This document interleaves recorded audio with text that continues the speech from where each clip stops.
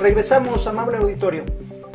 Comentábamos antes de ir al corte sobre la libertad de expresión, que engloba el derecho a pensar, a manifestar ideas, a opinar, a investigar, a informar, a difundir determinada información, a ser informado, en fin, a ejercer una prensa libre, etcétera, etcétera. Pero ¿qué pasa cuando se distorsionan estos derechos? ¿Qué pasa cuando este tipo de expresiones pues son utilizadas para difamar, para ofender a determinadas personas? Ahí es donde nosotros consideramos que esa libertad de expresión también tiene un límite y que estos límites pueden ser, desde luego, regulados. Esperamos que sean de las cuestiones positivas que pueda traer esta nueva ley en materia de comunicaciones, pero siempre y cuando pues sea una legislación pareja y no hecha al contentillo de determinados intereses políticos. ¿Por qué? Porque debemos cuidar que no se ataque la moral, que no se vulneren los derechos de terceros, que no se provoque a través del Internet algún delito o que no se perturbe gravemente, por ejemplo, el orden público. Situaciones, comentaba el licenciado Lorenzo Sánchez Andrade antes de ir al corte, que sean y vayan a la par de aquellas que especifica hoy en día nuestra Constitución para la suspensión de garantías. No únicamente un pretexto para el día que se le antoje a determinado gobernante dejarnos sin Internet, dejarnos sin televisión, dejar sin radio.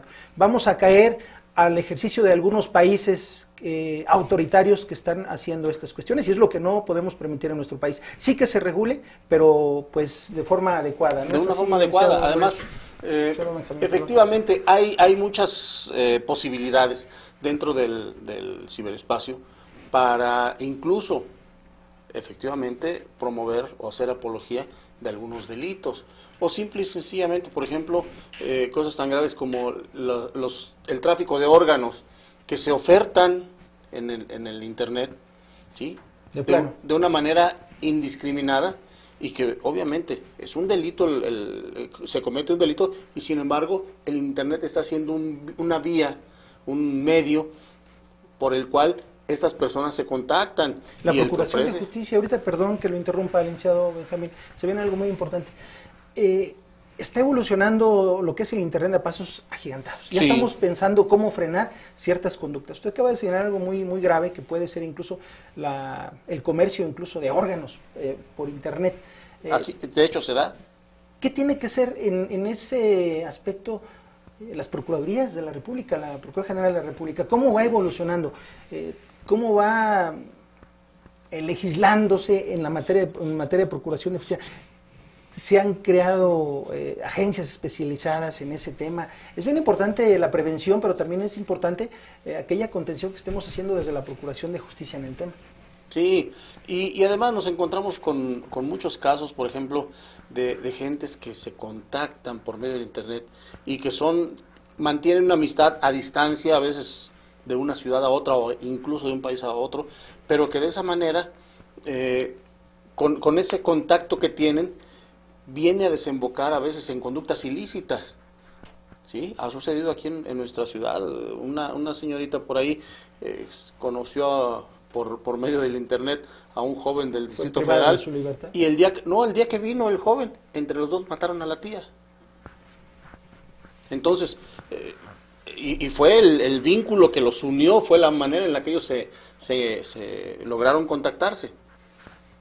Cuando hablamos, por ejemplo, del tráfico de órganos, y no solamente ese, sino que hay una serie de actos ilícitos que se cometen precisamente utilizando como vía el Internet. Y bueno, yo creo que es necesario que también el Estado pues ponga especial atención y cuide a nuestros jóvenes, porque nuestros jóvenes de ahora han evolucionado bastante. Si un adulto quiere saber algo sobre un teléfono celular, pues muy sencillo, denle el teléfono a su hijo o a su sobrino y le va a dar todos los tips que tiene el teléfono. Sí, porque todas las funciones. Todas las funciones que tiene todo un teléfono. Mas, sin embargo, son personitas que no se encuentran mentalmente preparadas. Entonces, que pueden ser inducidos, pueden ser objeto de delitos y pues cuántas veces no nos hemos enterado de penosas noticias que pasan que una jovencita fue convencida por el novio bajo la promesa de que le envíe fotos eróticas y posteriormente la jovencita pues anda por medio mundo cibernético con esas fotos en posiciones eróticas que finalmente van a parar a manos de desconocidos, ¿no? Así es. Que causan un gran dolor al núcleo familiar, que causan un gran dolor a una persona que apenas está en un proceso de maduración, ¿no? Entonces implica muchísimas cosas, ¿no? Este tipo de situaciones que, bueno, yo considero que sí, con energía se debe de actuar, porque finalmente son conductas que debemos de nosotros de reprobar y de todo, y sobre todo el Estado debe de sancionar, ¿sí? Este tipo de circunstancias en que pues no sabemos cómo empezaron a circular, que se supone que tenemos una dirección IP, y dentro de esta dirección pues muchas veces encontramos de que actúan los hackers, Así es. actúa el avance de la tecnología, y finalmente volvemos. El mundo se ha modernizado, el mundo ha cambiado, pero debemos de buscar que este mundo sea un mejor mundo. No busquemos que el Estado nos trate de censurar. Debe de censurar aquellas conductas que tiendan a incitar un delito, que sean apología del delito, que en un momento dado el Estado ponga la mano firme, pero que en la área de comunicación, en el área de transmisión de ideas, no existe este tipo de censuras. Lo que se busca es precisamente hacerlo perfectible. Para empezar, tienen que tener mucha sensibilidad y ser muy puntuales. No podemos, y aquí es una exhortación para nuestros representantes, no es posible aprobar una ley, implementarla, hacerla vigente, mientras no esté lo más perfecta posible en el sentido de que esté acorde a la realidad y de que vaya encaminada, de que a lo que va encaminada sea una medida eficiente. Esto es, que si va encaminada a regular y a mejorar la convivencia en el ciberespacio, efectivamente lo haga y no sea solamente una ley provocada por los intereses particulares de un grupo. O de varios grupos, porque estamos hablando de que hay intereses económicos, y la parte del interés económico pues obviamente va a mover. Siempre lo decíamos también al principio del programa, estamos hablando de que el formato de información constituye ya un poder. Así es. El hecho de que algunas corporaciones puedan manipular tendencias de opinión, pues ya implica... Eso los hace poderosos. Los hace poderosos. Y les da ventaja sobre otros grupos. Entonces, aquí tienen que ser muy sensibles nuestros representantes para buscar ese equilibrio y esa eficiencia, no solamente en una ley cuando se presenta en el papel, sino en la aplicación y en los órganos que la van a aplicar. Eso es lo importante. Así es, pues bueno, vamos a esperar qué pasa si creo que el 30 de abril, lo decíamos al inicio del programa, se vence este periodo ordinario de sesiones. Vamos a ver si es aprobada esta ley para esa fecha. Se ve un poco complicado. Yo se ve un poco complicado porque ya se empezó a politizar. Fíjese que hay ocasiones que la propuesta puede ser buena, pero como viene de una fracción distinta, ya nada más por el puro hecho, se bloquea. Se bloquea. Creo que es lo que está por ahí sucediendo en partes con esta ley, no en su conjunto. Sí. Pero ojalá que esto les dé la oportunidad de perfeccionarla lo más posible.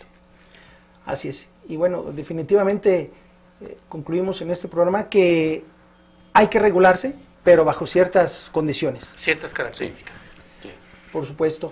Definitivamente, mientras no afecte la convivencia social. Porque será una ley de telecomunicaciones federal. Es decir, no solamente... Va a todo el país. Algún estado. Hace algunos meses se hablaba de que si en San Luis Potosí podíamos incorporar el Código Penal, tipificar algo que tiene que ver con el mal uso de las redes sociales. Ahora yo creo que habría que esperar antes de eso, esta nueva ley, para ver cómo viene diseñada. Bueno, las condiciones ya se dieron en Veracruz, en donde a una persona lo acusaron de incitar y de provocar miedo y de provocar circunstancias de pánico entre la población civil. A través de las redes sociales. A través de redes sociales. ¿Qué fue lo que pasó? Actuó el Estado, encarcelaron a 2 personas o 3 personas. Sí, 2 personas. Y finalmente, ¿qué tenemos? Pues una aberración jurídica ahí. Entonces, pues el Estado tiene que ser muy cuidadoso al momento de establecer una ley que no llegue a pues a causar Un una daño pifia, peor. una pifia. Y un daño peor, un daño peor de lo que a lo que piensa lo que se remediar. busca remediar. Sí, en efecto. ¿Habría que esperar a que esté cocinada esta nueva ley en materia de Pues tendremos que esperar a que sea nueva ley. Pero aparte, tratándose de la materia, son normas de carácter federal que el Estado no puede intervenir. Así es. Así es, efectivamente. Su conclusión, licenciado Benjamín Vázquez, para... Vuelvo al punto. Nuestros legisladores deben de ser muy cuidadosos, muy puntuales y sobre todo muy responsables. En este sentido sí muy responsables, porque estamos hablando de expresión y manifestación de ideas, que es algo sumamente complejo, que es algo también que forma parte de nuestros derechos fundamentales y que no puede ser tomado a la ligera ni puede ser afectado a la ligera. Así es. Pues por nuestra parte, amigos del auditorio, ha sido todo. Vamos a esperar cómo viene esta nueva ley en materia de telecomunicaciones.